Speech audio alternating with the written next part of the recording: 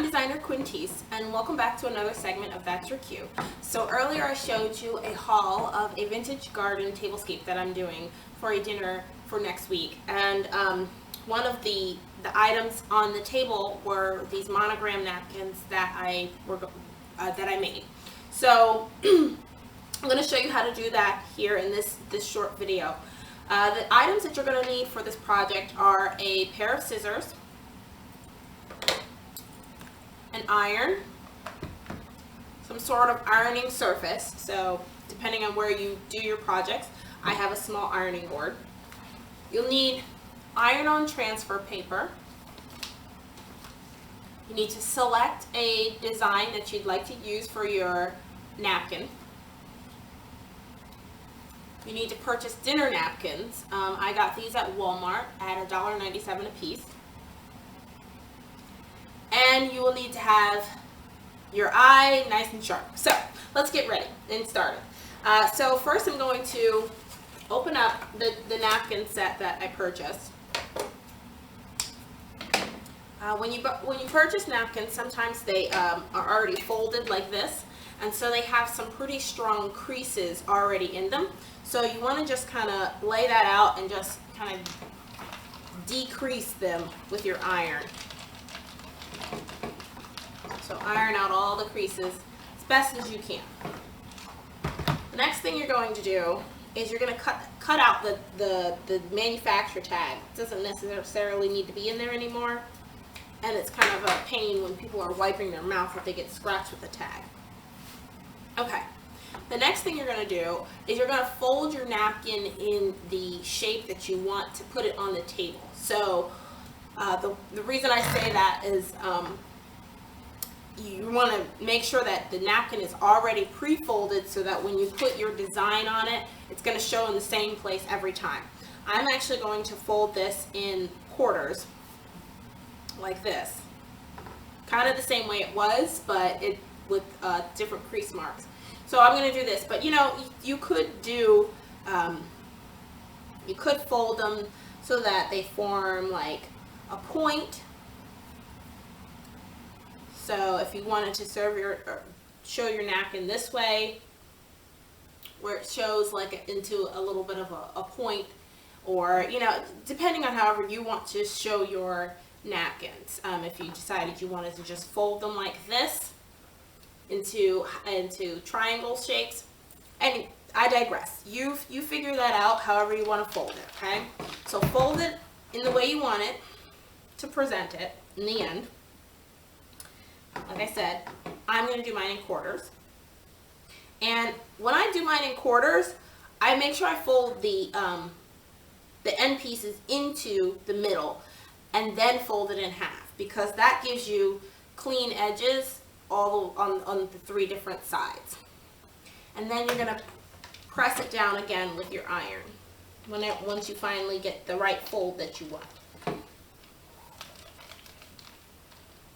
Oh, I didn't show you this in the video because for the sake of the video, but I'm just going to, before you do all this, you want to wash out your napkins that you purchased from the store, because you don't want them to shrink, or you don't want to do all this work and then they don't work out for you. So wash them, pre-wash them before you do all this, but I'm just doing this real quick for the video. So now that I have that all placed and ready to go, I'm just going to set that aside. The next thing I want to show you is the transfer paper. I picked this transfer paper up. I think I got it on sale when Office Depot was going out of business. So I picked it up really inexpensive. But iron-on transfer paper can be a little pricey, but it's okay to buy a package of it because you will use it over and over. You'll use it for a lot of other things. Once you get the hang of this, you'll like it, and I'm sure you'll use it for other things. And it comes quite a few in the pack, and if you are savvy, you will put more than one on one sheet of paper, and you probably get all the things that you need on one sheet. I did. So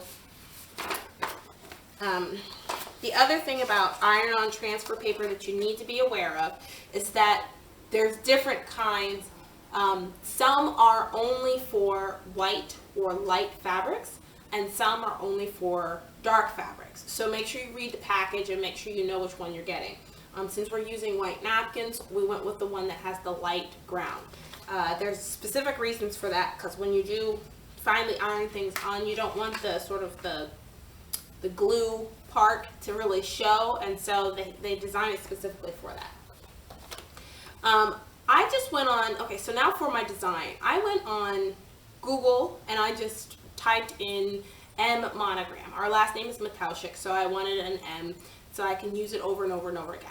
But you could do other things with this. You could do characters, you could do horses, you can do a family crest, you can do a star. It doesn't matter. You pick your design, whatever you want to do. Again, I'm using the M Monogram. I'm going to show you this up close a little bit too, so you can see it a little bit better, hopefully. Anyhow, so that's what we're going to end up with.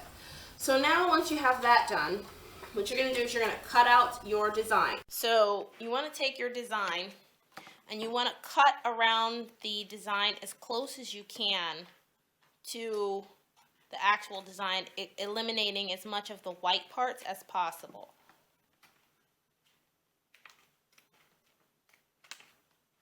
In the end, when you iron it on, the less white around the design, the better. It won't be as visible. But don't go absolutely crazy and get, you know, super close. It's not going to be that visible. Okay? So now I've cut out my design. Next thing I'm going to do is I'm going to take my napkin and I'm going to make sure that I put the design on the bottom of the napkin, because the way I'm going to show it, I'm going to have the bowl on top here, so I want to make sure I can see the monogram.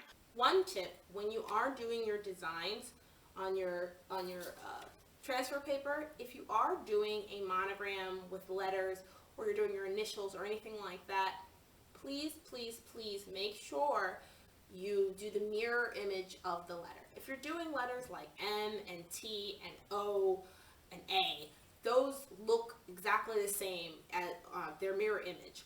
But letters like E, B, S, those are letters that have to be flipped so that when you do face them down on your fabric and iron them down, when you peel back the fabric, it'll be in the correct direction. So please remember to do that.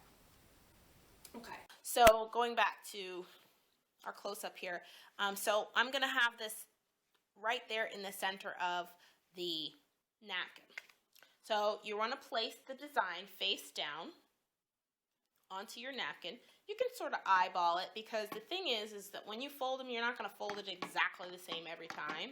That'd be great, but nobody's really that talented. So anyhow, and then you're just going to press it down.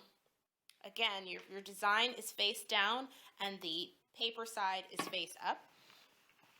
It's very important to remember that, because if you do it the other way, then the design will melt onto the back of your iron and your iron will be ruined. So press that down. Make sure you press down the edges really well, as best as you can. Okay, give it a couple seconds, put some pressure to it.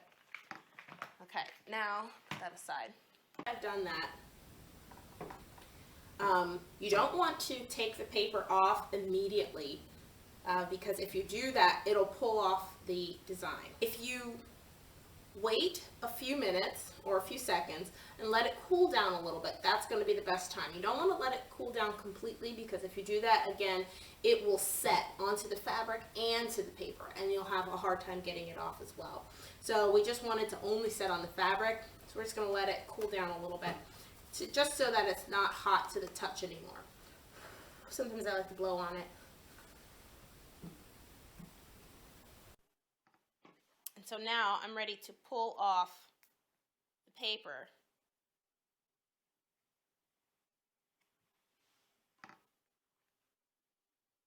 Very gently. And you'll see that the design is on the bottom of the napkin now. I think that looks really good. I'm just going to quickly, on the back, open the napkin up a little bit, and on the back I'm just going to quickly just do a quick iron, not heavy, but it's just to make sure that it stays on. I'm going to do it one more time on the other side of the napkin so that regardless of how I place the napkin, either this way or that way, the design will be there. So I'm going to fold it again. I'm going to do it one more time. Again, you want to cut your monogram or your design as close, or cut as much of the white off as you can. Okay. Going to place the monogram or design in the middle of the napkin on the bottom, face down, and press down with my iron, giving it a couple seconds to really set in there. Make sure you press good on the edges.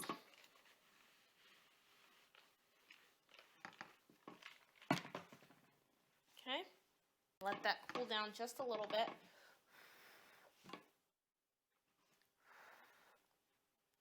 And then you're ready to, once it's a little bit cooler to the touch, you can go ahead and pull off the paper. Go very slowly. And there you have it. So you have your monogram design on the front and back of your napkins. Now you have a customized napkin for your table that looks expensive, but you didn't pay more than $2 for it. So again, get creative with it. One thing I would do, or that you could do, which is fun, if you're doing these for like a wedding or just for another dinner party or whatever, you could actually put people's names on the transfer paper and then iron their names on the bottom of the napkins. It's really a great place card. It makes a great escort card. It also makes people feel a little special that you took the extra time to put their name on a napkin, and it's fun to have a keepsake too. They can take it with them. Men can use it as a handkerchief, you know, stick it in their pockets. You know, people can put them in their bathrooms. Doesn't matter.